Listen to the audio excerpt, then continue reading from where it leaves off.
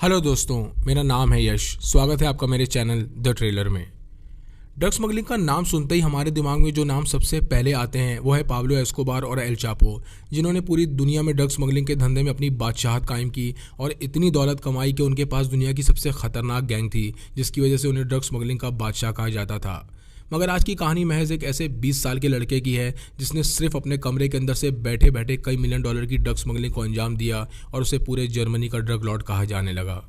सबसे ज़्यादा हैरानी वाली बात यह थी कि उसके साथ घर में रह रहे उसके माँ बाप को इस बात की भनक तक नहीं थी कि उनका बेटा उसी घर से ड्रग स्मगलिंग को अंजाम दे रहा है जहां वो रह रहे हैं। और महज कुछ सालों के अंदर उसने घर से बैठे बैठे कई मिलियन डॉलर के ड्रग्स को पूरे जर्मनी में बेच दिया। और यही वो वजह थी कि उसे ड्रग स्मगलिंग की दुनिया में बेडरूम डीलर के नाम से जाना जाता था। तो आखिर कौन था ये 20 साल का लड़का और वो ऐसी क्या वजह थी जिसने उसे जर्मनी का ड्रग लॉर्ड बना दिया।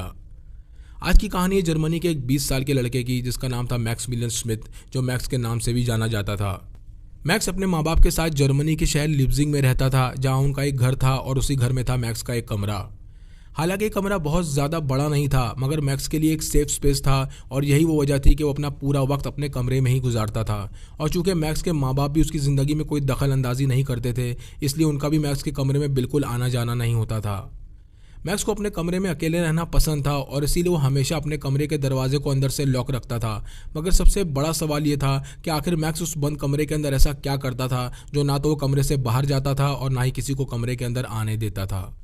मैक्स के पास एक कंप्यूटर था और चूंकि हर वक्त अपने कमरे में बंद रहने की वजह से उसका कोई दोस्त यार भी नहीं था, इसीलिए वो अपना ज़्यादातर वक्त अजनबियों के साथ ऑनलाइन चैटिंग में गुजारता था। ये बात है सन 2013 की, जब ऑनलाइन चैट रूम्स हुआ करते थे जहां लोग अजनबियों के साथ चैटिंग करके घंटों वक्त बिताते और नए नए दोस्त बनाते थे। इसी ऑनलाइन चैटिंग के दौरान मैक्स की दोस्ती एक लड़के से हो जाती है और वो दोनों घंटों चैटिंग किया करते थे, जिसमें वो वीडियो गेम्स, मूवीज़ और अलग अलग वेबसाइट्स के बारे में बात किया करते थे। एक दिन चैटिंग के दौरान मैक्स का ऑनलाइन फ्रेंड उससे पूछता है कि क्या वो सिल्क रोड नाम की वेबसाइट के बारे में जानता है, जिसके जवाब में मैक्स कहता है कि वो इसके बारे में कुछ नहीं जानता। ये सुनते ही मैक्स का दोस्त उसे बताता है कि सिल्क रोड एक मार्केट प्लेस वेबसाइट है जो डार्क वेब पर एग्जिस्ट करती है और जहां हर तरह का इलीगल सामान बिकता है। आपको बताता चलूं कि डार्क वेब पर वो वेबसाइट्स होती हैं जिन्हें किसी नॉर्मल ब्राउजर से एक्सेस नहीं किया जा सकता और जिन्हें एक्सेस करने के लिए कुछ सॉफ्टवेयर कॉन्फ़िगरेशंस और साथ ही साथ सिक्योर ब्राउजर्स की ज़रूरत पड़ती है। पहले तो मैक्स इस बात को ज़्यादा सीरियस नहीं लेता, मगर जब रात को वो बैठकर अपने कंप्यूटर पर ब्राउजिंग कर रहा था तभी अचानक उसके दिमाग में वही बात आती है जो उसके दोस्त ने उसे डार्क वेब के बारे में बताई थी। अब उसके मन में डार्क वेब को लेकर दिलचस्पी बढ़ने लगती है और वो फैसला करता है कि एक बार वो डार्क वेब पर जाकर ज़रूर देखेगा। महज कुछ ही देर में मैक्स वो ब्राउज़र डाउनलोड कर चुका था जिसके ज़रिए वो डार्क वेब को एक्सेस कर सकता था। ब्राउज़र डाउनलोड होते ही मैक्स घबराते हुए उस पर सिल्क रोड सर्च करता है और एंटर दबा देता है। एंटर दबाते ही जो पेज मैक्स के सामने खुला उसे देख मैक्स के होश उड़ गए। मैक्स देखता है कि उस वेबसाइट पर अलग अलग तरह के ड्रग्स बिक रहे थे, जिनमें एक्सटेसी, कोकेन, गांजे से लेकर हर तरह के ड्रग्स मौजूद थे। मैक्स के लिए बहुत चौंकाने वाला था और इस बात ने उसे बहुत ज़्यादा रोमांचित किया कि महज घर बैठे कोई भी ऑनलाइन ऑर्डर करके अपने लिए ड्रग्स मंगा सकता है। इस वेबसाइट पर अपनी और कस्टमर की पहचान छुपाने के लिए सारा लेन देन बिटकॉइन में होता था, ताकि पुलिस इस वेबसाइट का इस्तेमाल करने वाले किसी भी शख्स को ना पकड़ सके। चूँकि मैक्स की दिलचस्पी इस वेबसाइट में दिन ब दिन बढ़ती जा रही थी, इसीलिए वो घंटों इस वेबसाइट को स्क्रॉल करने में गुजारने लगा। वो ज़्यादातर यही देखता कि इन ड्रग्स को बेचने के लिए क्या डिस्क्रिप्शंस लिखे गए हैं और साथ ही साथ कस्टमर्स ने प्रोडक्ट और सर्विस के बारे में क्या रिव्यूज़ दिए हैं। वेबसाइट की हर बारीकी को देखने और समझने के बाद मैक्स को ये पता चला कि इस वेबसाइट का मेन काम ड्रग्स बेचने का ही है और इस वेबसाइट पर बहुत सारे सेलर्स होने की वजह ये थी कि यहाँ ड्रग्स बेचने में प्रॉफिट मार्जिन बहुत ज़्यादा था और पकड़े जाने का भी कोई खतरा नहीं था। मैक्स जैसे जैसे इस वेबसाइट में डीप जा रहा था वैसे वैसे वो ड्रग्स ट्रेड की तरफ आकर्षित होता जा रहा था और चूंकि वेबसाइट पर बिकने वाले ड्रग्स में प्रॉफिट मार्जिन इतना ज़्यादा था जिसने मैक्स की सोच को बदल कर ही रख दिया। और यहीं से शुरुआत होती है मैक्स के उस सफ़र की जिसने उसे एक 20 साल के आम लड़के से जर्मनी का सबसे बड़ा ड्रग लॉर्ड बना दिया। मैक्स फैसला करता है कि अब वो भी एक ड्रग्स स्मगलर बनकर ड्रग्स बेचेगा, मगर सबसे ज़्यादा हैरानी वाली बात ये थी कि वो ये ड्रग्स सिल्क रोड वेबसाइट पर नहीं बेचेगा, क्योंकि उसने फैसला कर लिया था कि वो अपनी खुद की एक वेबसाइट बनाएगा जिसके ज़रिए वो ड्रग्स लोगों तक पहुँचाएगा। मैक्स को इस बात का कॉन्फिडेंस था कि वो सिल्क रोड से भी बेहतर वेबसाइट बना सकता है और इसीलिए वो दोबारा अपने उसी ऑनलाइन फ्रेंड को कांटेक्ट करता है और उससे कहता है कि उसे वो वेबसाइट बहुत पसंद आई जिसके बारे में उसने उसे बताया था। मगर साथ ही साथ ये भी कहता है कि वेबसाइट में कुछ कमियां हैं जिन्हें सुधारने की ज़रूरत है और क्यों ना हम दोनों मिलकर एक ऐसी वेबसाइट बनाएं जो सिल्क रोड से भी बेहतर हो।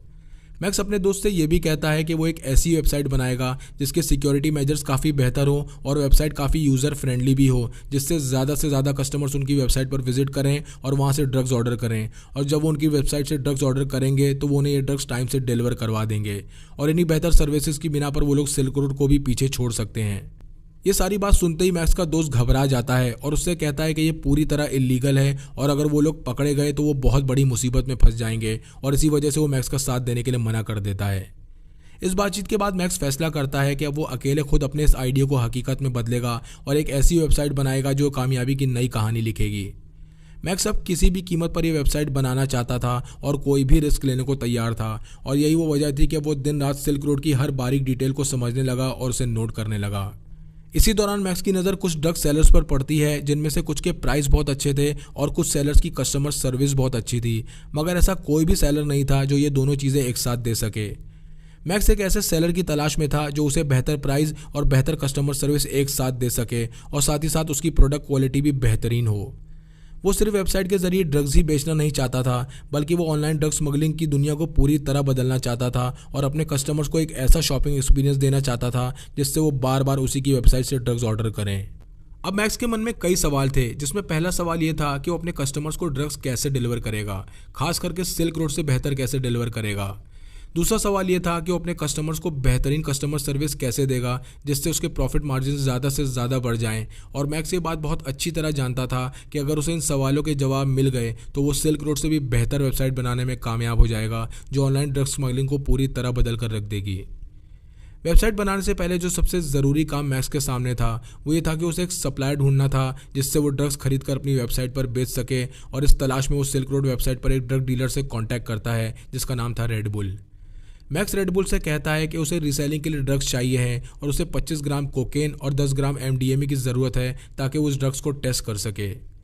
रेड बुल मैक्स को प्राइस बताता है और साथ ही साथ ये भी कहता है कि उसे ये पेमेंट बिटकॉइन में चाहिए होगी और उसके पार्सल को पैक स्टेशन में डिलीवर कर देगा।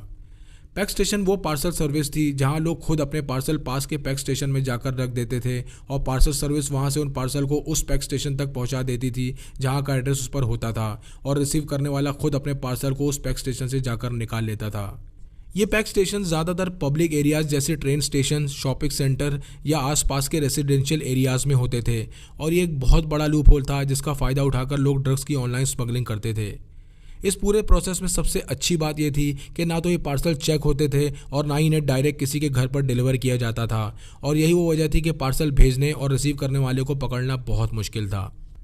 मैक्स जब इस पूरे प्रोसेस को रेड बुल से समझ लेता है तब वो उसे अपना पहला ऑर्डर देता है और उसे अपने घर के पास बने पैक स्टेशन का एड्रेस भी देता है ताकि वो अपने पार्सल को वहाँ से जाकर निकाल सके। महज कुछ दिनों बाद ही मैक्स पैक स्टेशन पहुंचता है और अपना पार्सल निकालकर घर वापस आ जाता है और ये पहला इलीगल ड्रग्स पार्सल था जो मैक्स ने डार्क वेब से मंगा लिया था। चूँकि मैक्स का पहली बार ड्रग्स से पाला पड़ा था इसलिए वो ड्रग्स की स्मेल और उसके टेक्सचर को चेक करने लगता है और साथ ही साथ वो इंटरनेट पर यह भी सर्च करने लगता है कि इस ड्रग्स को कैसे इस्तेमाल किया जाता है और इसका दिमाग पर क्या असर होता है। मैक्स सिल्क रोड की वेबसाइट पर बिकने वाले इन सारे ड्रग्स की डिटेल्स को भी छानने लगता है क्योंकि वो ये जानना चाहता था कि दूसरे सेलर ड्रग्स को कैसे और कितने पैसों में बेच रहे हैं।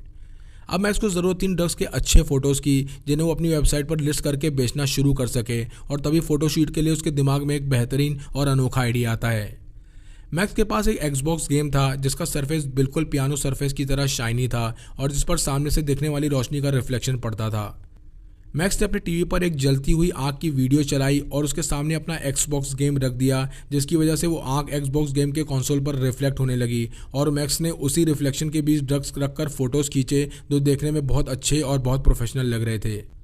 अब मैक्स ने अपने लिए एक सप्लायर का इंतजाम कर लिया था जहां से वो ड्रग्स मंगा सकता था। इन ड्रग्स को मंगाने और डिलीवर करने के लिए उसे पैक स्टेशन वाला रास्ता भी मिल गया था और साथ ही साथ उसने ड्रग्स के प्रोफेशनल फ़ोटोज़ भी ले लिए थे ताकि वो उन्हें वेबसाइट पर अपलोड करके बेच सके। और अब आखिरी काम जो बचा था वो था वेबसाइट बनाने का काम। वेबसाइट बनाने के लिए सबसे पहला काम जो मैक्स ने किया वो ये था कि उसने इस वेबसाइट को एक नाम दिया और वो था shinyflakes.com। नाम रखने के बाद उसने वेबसाइट का लोगो डिज़ाइन किया और फिर उसने कई दिन अपनी वेबसाइट का लेआउट और इंटरफेस को डिज़ाइन करने और अपने प्रोडक्ट्स को उस वेबसाइट पर लिस्ट करने में लगा दिए। मैक्स का पूरा ध्यान सिर्फ इस बात पर था कि वो एक ऐसी वेबसाइट बनाए जिसका इंटरफेस चलाने में बहुत आसान हो ताकि ज़्यादा से ज़्यादा कस्टमर उस वेबसाइट से ऑर्डर कर सकें और वो एक ऐसी वेबसाइट बनाने में कामयाब भी हो गया। सबसे ज़्यादा चौंकाने वाली बात यह थी कि मैक्स ने अपनी इस इलीगल वेबसाइट को डार्क वेब पर नहीं बल्कि इंटरनेट पर ही बनाकर डाल दिया था। इसका साफ मतलब था कि जहां एक तरफ डार्क वेब पर छुपी इलीगल वेबसाइट्स को एक्सेस करने के लिए सिक्योर ब्राउज़र की ज़रूरत पड़ती है, वहीं मैक्स की वेबसाइट को इंटरनेट पर कोई भी एक्सेस कर सकता था। मैक्स ने अपनी वेबसाइट पर एक रिव्यू रेटिंग का सेगमेंट भी डाला था, जहां लोग अपनी प्रोडक्ट और सर्विस के बारे में अपने रिव्यूज़ और रेटिंग डाल सकते थे। इस वेबसाइट के बारे में एक खास बात और थी, और वो ये थी कि जहां सिल्क रोड जैसी वेबसाइट पर अलग अलग सेलर्स ड्रग्स बेचते थे, वहीं इस वेबसाइट पर सिर्फ मैक्स ही ड्रग्स बेचने वाला था। और साथ ही साथ मैक्स ने इस वेबसाइट पर एक क्वेश्चन एंड आंसर सेक्शन भी अपलोड किया था, जहां वो लोगों के पूछे गए सवालों के जवाब देता और साथ ही साथ शिपिंग और प्राइवेसी पॉलिसी के बारे में भी बताता। ये वेबसाइट लगभग 2 हफ्तों में बनकर तैयार हो गई और क्रिसमस के पहले दिन ही मैक्स ने इस वेबसाइट को दुनिया के लिए पब्लिश कर दिया। चूंकि मैक्स ने ये वेबसाइट इंटरनेट पर डाली थी जिसे कोई भी एक्सेस कर सकता था, इसलिए पहले तो लोगों को ये यकीन नहीं हो रहा था कि ये एक जेन्युइन वेबसाइट है, क्योंकि इस तरह की इलीगल वेबसाइट डार्क वेब पर ही होती हैं। और साथ ही साथ लोगों का ये भी डाउट था कि कहीं ऑर्डर करने के बाद उनके पैसे न डूब जाएं। मैक्स ने इस वेबसाइट को इंटरनेट पर डालने का जो कदम उठाया था वो बहुत ही रिस्की और ख़तरनाक था, क्योंकि उसकी जगह कोई और होता तो वो ऐसा कभी नहीं करता। और चूंकि मैक्स अब किसी भी कीमत पर बहुत सारे पैसे कमाना चाहता था, इसलिए उसने ये वेबसाइट इंटरनेट पर डाल दी बिना ये सोचे समझे कि इसके क्या नतीजे हो सकते हैं। हालांकि मैक्स ने एक वेबसाइट तो बना ली थी, मगर उसे एक परेशानी का सामना करना पड़ रहा था, और वो ये थी कि शुरुआत में वो इस वेबसाइट के लिए सेल्स कैसे लेकर आएगा।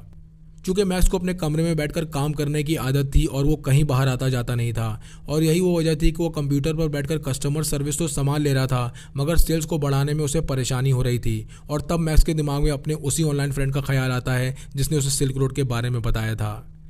मैक्स अपने उसी ऑनलाइन फ्रेंड को मैसेज करते हुए कहता है कि पिछले 2 हफ्तों में उसने शाइनी फ्लेक्स नाम की एक वेबसाइट बनाई है और वो चाहता है कि उस वेबसाइट की सेल्स को बढ़ाने में उसकी मदद करे। और इस मैसेज के बाद मैक्स उसके रिप्लाई का इंतजार करने लगता है।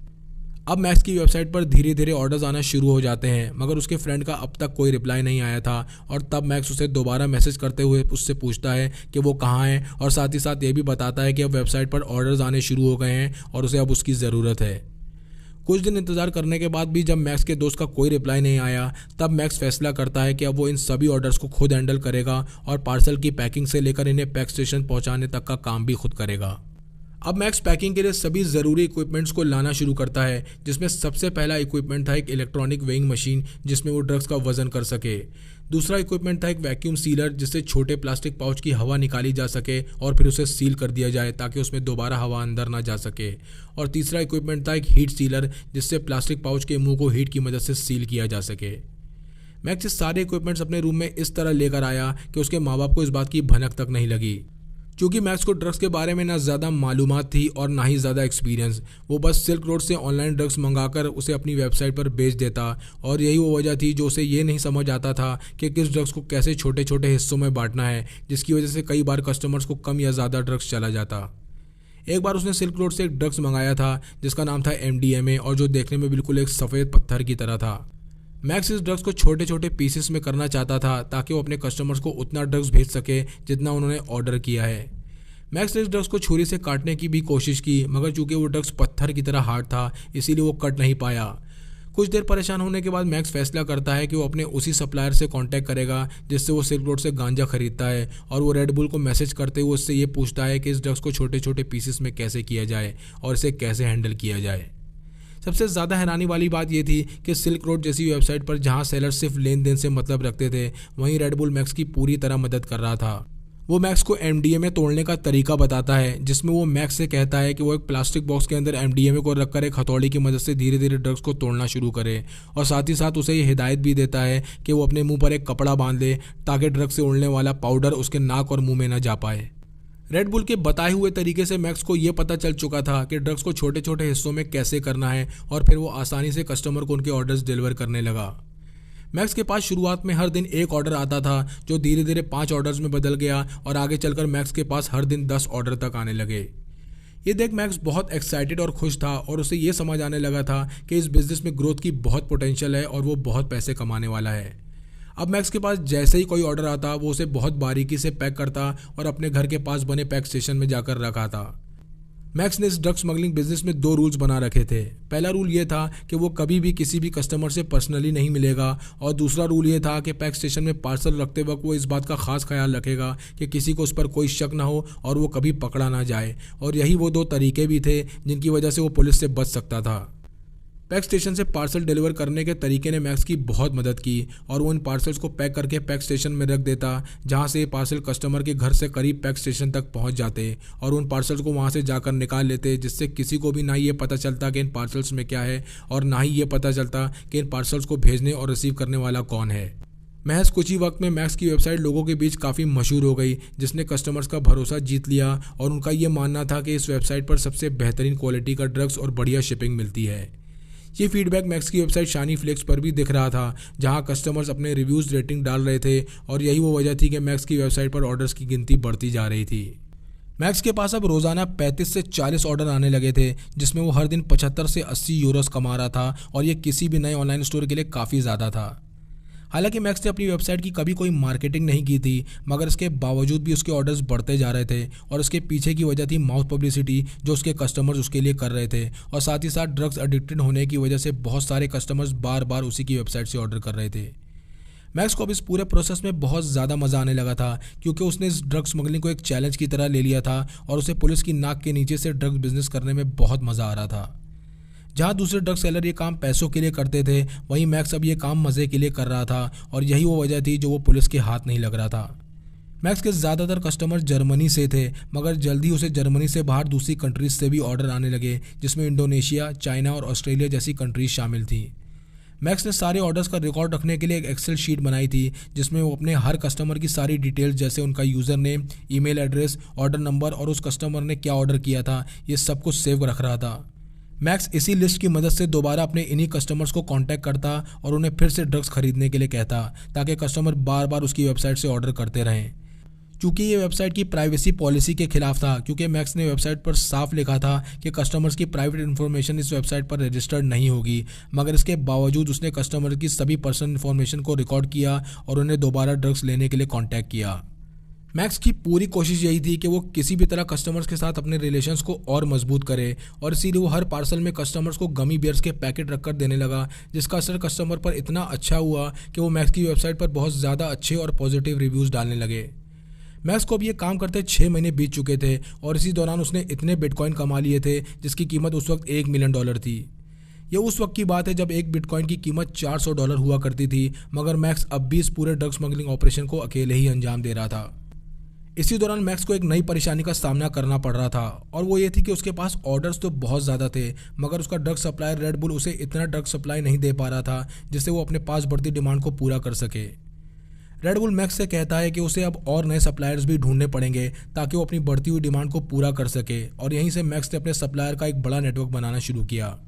कुछ दिन की छानबीन के बाद मैक्स के हाथ एक सप्लायर लगता है जो बहुत बड़ी क्वांटिटी में ड्रग्स बनाता था, जिसका साफ मतलब था कि मैक्स को जितनी भी क्वांटिटी में ड्रग्स चाहिए होगा वो उसे सप्लाई कर देगा, और यही वो वजह थी कि मैक्स अब उसे लाखों डॉलर्स के बड़े बड़े ऑर्डर्स देने लगा, जिसे वो बहुत आसानी से पूरा कर देता था। मगर इन बड़े बड़े ऑर्डर्स के साथ एक नई परेशानी सामने आकर खड़ी हो गई, और वो ये थी कि इतनी बड़ी क्वांटिटी के ड्रग्स की डिलीवरी मैक्स तक कैसे की जाए, क्योंकि इतना ज़्यादा ड्रग्स को ना तो पैक स्टेशन के जरिए डिलीवर किया जा सकता था और ना ही किसी पोस्ट के जरिए। और तब मैक्स के दिमाग में एक बहुत बेहतरीन आइडिया आता है।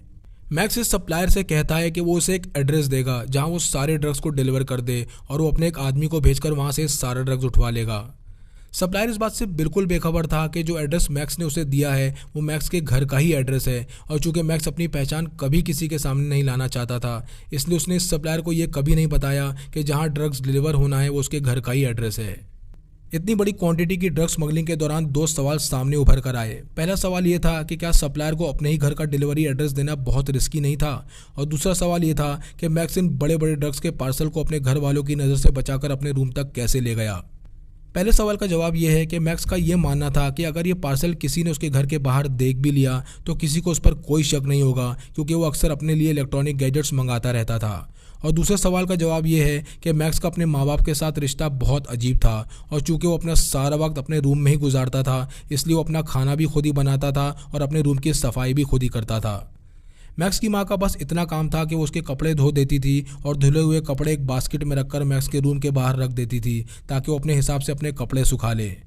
मैक्स और उसके माँ बाप को देखकर ऐसा लगता था मानो एक ही छत के नीचे कुछ अजनबी रह रहे हों और उन्हें कभी कभी ही आपस में बात होती थी। और यही वो वजह थी कि मैक्स के माँ बाप ना तो कभी उसके रूम में जाते थे और ना ही उन्हें यह पता था कि वो बंद कमरे में क्या क्या करता है।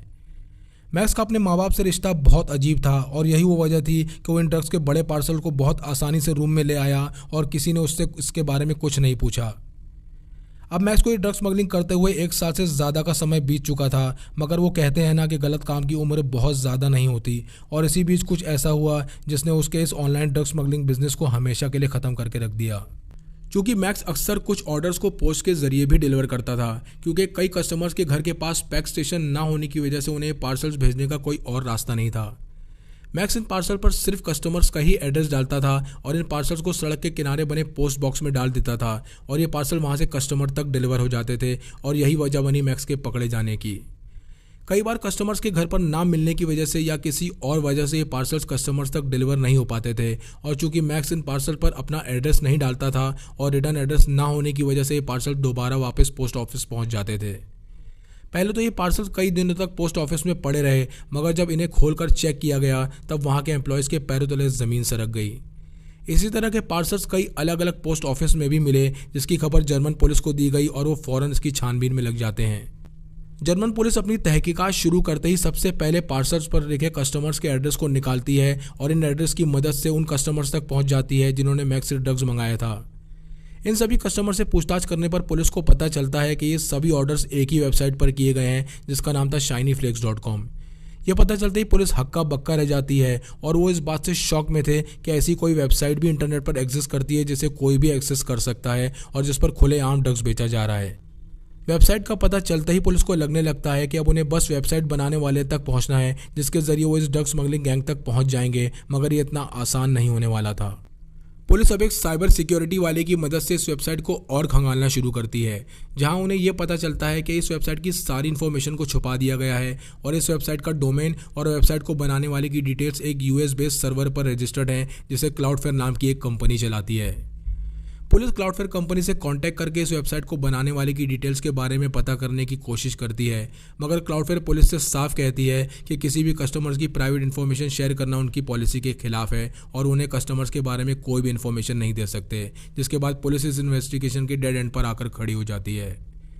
हालांकि मैक्स था तो महज 20 साल का, मगर वो बहुत ही शातिर और चालाक था और इसी वजह से उसने वेबसाइट की सारी डिटेल्स को छुपा दिया था, क्योंकि वो ये बात बहुत अच्छी तरह जानता था कि अगर पुलिस वेबसाइट तक पहुंच गई तो वो वेबसाइट बनाने वाले की छानबीन करने के लिए सर्वर कंपनी तक ज़रूर पहुंचेंगे और सर्वर कंपनी पॉलिसी के खिलाफ जाकर उन्हें कोई भी डिटेल्स नहीं देगी। मैक्स ने क्लाउडफेयर कंपनी के सर्वर को इसलिए भी चुना था क्योंकि वो सबसे बेहतरीन सिक्योरिटी सर्विस प्रोवाइड कर रहे थे, जिसे किसी भी साइबर सिक्योरिटी के लिए हैक करना लगभग नामुमकिन था और चाहे कुछ भी हो जाए उसकी वेबसाइट ऑनलाइन रहेगी।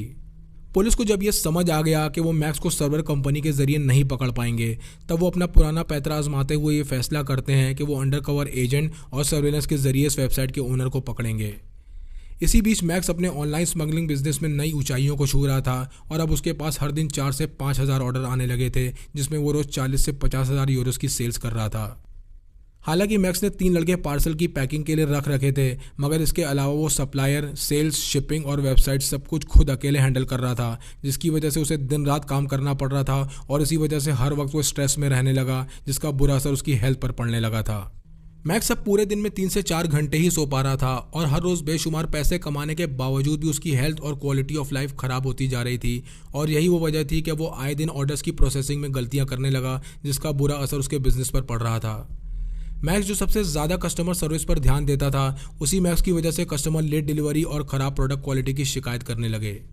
उधर पुलिस भी अब अपना पूरा ध्यान शहर की सड़कों पर लगे पोस्ट बॉक्स पर लगा देती है और पोस्ट बॉक्स में पार्सल रखने वाले हर शख्स पर बारीकी से नज़र रखने लगती है। पुलिस के पास अब आखिरी एक यही तरीका बचा था जिसकी मदद से वो इस ऑनलाइन ड्रग स्मगलिंग के मास्टरमाइंड तक पहुंच सकती थी और महज कुछ ही दिन बाद पुलिस के हाथ वो पहली कामयाबी लग जाती है जिसके लिए जर्मनी पुलिस पिछले 1 साल से काम कर रही थी। पुलिस को अपने एक खबरी से यह पता चलता है कि एक शख्स अक्सर पैक स्टेशन और पोस्ट बॉक्स में पार्सल रखते हुए देखा गया है और उसे शक है कि इन पार्सल्स में कोई ना कोई इलीगल सामान है। ये सुनते ही पुलिस चौकन्ना हो जाती है, मगर बजाय शख्स को गिरफ्तार करने के पुलिस इस पर नज़र रखना शुरू कर देती है। कुछ दिन नज़र रखने के बाद पुलिस देखती है कि ये शख्स पैक स्टेशन पर आता है और एक पार्सल उसमें रखकर चला जाता है। अब पुलिस बस इस इंतजार में थी कि इस पार्सल को पैक स्टेशन से लेने के लिए कौन आता है, और महज 2 दिन बाद ही एक शख्स इसी पार्सल को पैक स्टेशन से निकालने के लिए आता है, जिसे पुलिस फौरन गिरफ्तार कर पूछताछ के लिए अपनी हिरासत में ले लेती है। पूछताछ के दौरान वो पैकेट खोलने पर उसमें से कोकेन और MDMA निकलता है, और पुलिस को अब ये समझ आ चुका था कि उनके हाथ सही शख्स लग चुका है। थोड़ी सख्ती दिखाने पर जब वो शख्स पुलिस को अपना नाम और वो कैसे इस ड्रग्स को बेचता है ये बताता है, तब पुलिस की आंखों में एक चमक आ जाती है, क्योंकि ये शख्स कोई और नहीं बल्कि मैक्स ही था, जो पुलिस को ये बताता है कि वो ये सारा ड्रग्स शाइनी फ्लेक्स नाम की वेबसाइट से बेचता है। पुलिस को खुशी के साथ साथ हैरानी भी थी, क्योंकि उनके हाथ वो शख्स लग चुका था जिसे वो पिछले 1 साल से ढूंढ रही थी। क्योंकि पुलिस को ये लग रहा था कि मैक्स किसी गैंग का मेंबर है, इसीलिए पुलिस उस पर दबाव बनाते हुए उसके बाकी गैंग मेंबर्स के बारे में पूछती है, जिसके जवाब में मैक्स कहता है कि उसकी कोई गैंग नहीं है और वो ये सब अकेले करता है।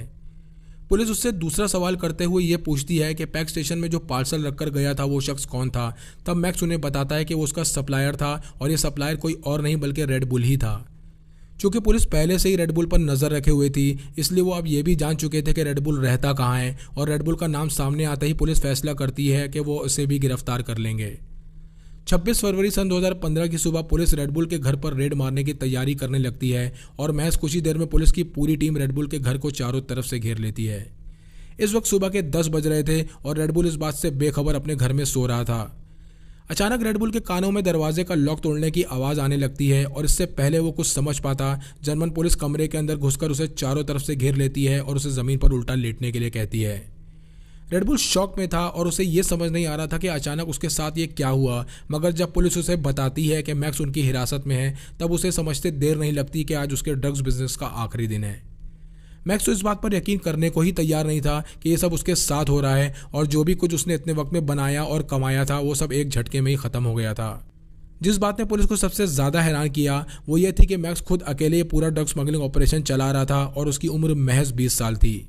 पुलिस ने जो ड्रग्स मैक्स से बरामद किया वो उनकी सोच से कई गुना ज़्यादा था, क्योंकि पुलिस का ये मानना था कि उन्हें मैक्स के पास से 10 या 20 किलो ड्रग्स ही मिलेगा, मगर मैक्स के पास से जो ड्रग्स बरामद हुआ वो लगभग 500 किलो था, जो घर के अलग अलग हिस्सों में छुपा हुआ था। इस पूरे ड्रग्स को वहाँ से ले जाने के लिए पुलिस को एक वैन बुलानी पड़ी, और सीज हुए इस पूरे ड्रग्स की कीमत थी 2 मिलियन यूरोस। कोर्ट ने ट्रायल के दौरान मैक्स को 7 साल की सज़ा सुनाई, और साथ ही साथ उस पर 3 मिलियन यूरोस का जुर्माना भी लगाया, मगर अपने अच्छे बर्ताव की वजह से वो महज 4 साल की सज़ा काटने के बाद ही जेल से रिहा हो गया। पुलिस का कहना था कि उनके हाथ मैक्स के पैसों का कुछ हिस्सा ही लगा था, क्योंकि उसके पास 3 बिटकॉइन वॉलेट थे और वो अभी एक ही वॉलेट को एक्सेस कर पाए हैं। पुलिस ने यह भी कहा कि उनके अंदाजे के मुताबिक इन तीनों वॉलेट में लगभग $10 मिलियन के बिटकॉइन हैं, और वो इन पैसों को जल्द ही जब्त कर लेंगे। ये थी कहानी एक 20 साल के लड़के की, जिसने अपने कमरे से बैठे बैठे कई $1 मिलियन का ड्रग एम्पायर खड़ा कर दिया, जिसकी भनक उसके माँ बाप तक को नहीं लगी, और उसने अपना नाम जर्मनी के सबसे बड़े ड्रग लॉर्ड के तौर पर इतिहास में दर्ज करा दिया। आपको ये कहानी कैसी लगी कमेंट सेक्शन में लिखकर ज़रूर बताएं। चैनल को लाइक और सब्सक्राइब करें। मिलते हैं नेक्स्ट वीडियो में।